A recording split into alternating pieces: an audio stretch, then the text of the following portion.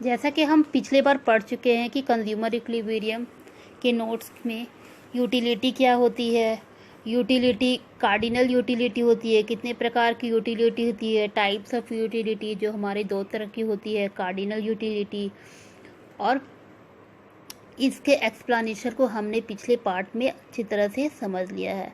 तो अब हम सेकेंड पार्ट में इसके समझेंगे लॉ ऑफ डिमिनिशिंग यूटिलिटी, कि लॉ ऑफ डिमिनिशिंग यूटिलिटी होती क्या है।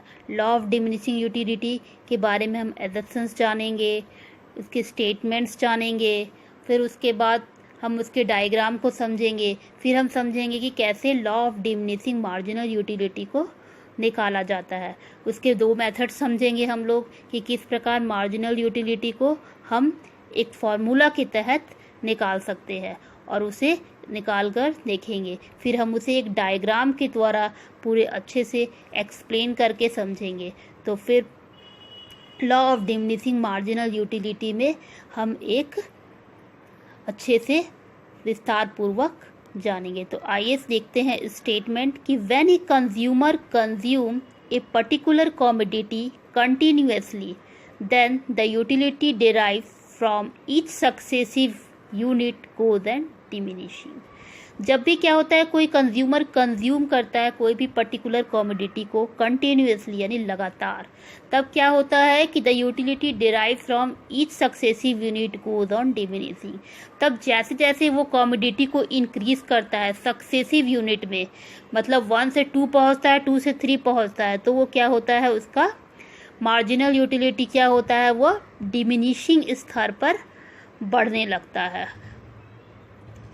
जैसे कि आप इस पिक्चर में देख सकते हैं कि एक बर्गर है जिसका टोटल यूटिलिटी तो तब होगा जब वो पूरा बर्गर को कोई खा लेगा, लेकिन जैसे जैसे उसे वो कंज्यूम करता है उसका मार्जिनल यूटिलिटी बढ़ता तो है लेकिन घटते हुए स्तर पर बढ़ता है। जैसे जैसे वो यूनिट को बढ़ा रहा है, कमोडिटी जो यूनिट यूज़ कर रहा है, जैसे वो बर्गर का स्लाइस एक एक टुकड़ा खा रहा है तो उसका मार्जिनल यूटिलिटी बढ़ रहा है लेकिन घटते हुए स्तर पे बढ़ रहा है। इसे हम एक शेड्यूल के द्वारा समझेंगे। देखिए, जैसे जैसे यूनिट हमारा बढ़ रहा है 1 से 6 तक पहुंचने तक हमारा मार्जिनल यूटिलिटी क्या हुआ, वो माइनस यानी नेगेटिव में आ जाता है।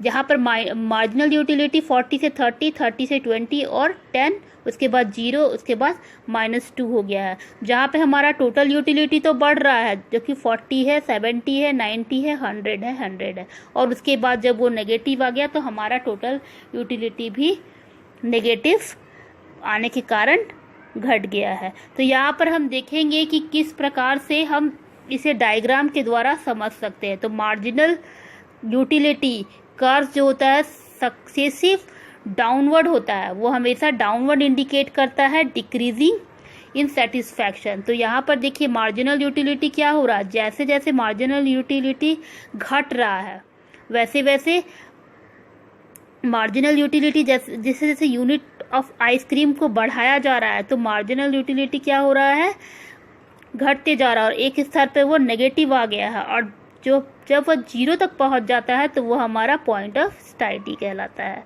आइए एजम्पशन समझते हैं कि unit consume must be homogeneous. Unit जो हमारा होता है वो होमोजेनियस होना चाहिए, एक होना चाहिए, अलग अलग नहीं होना चाहिए। Unit consume must be of standard size, standard size होना चाहिए, जैसे 1 ग्लास पानी होना चाहिए, 1 चम्मच नहीं होना चाहिए, 1 बाल्टी नहीं होना चाहिए।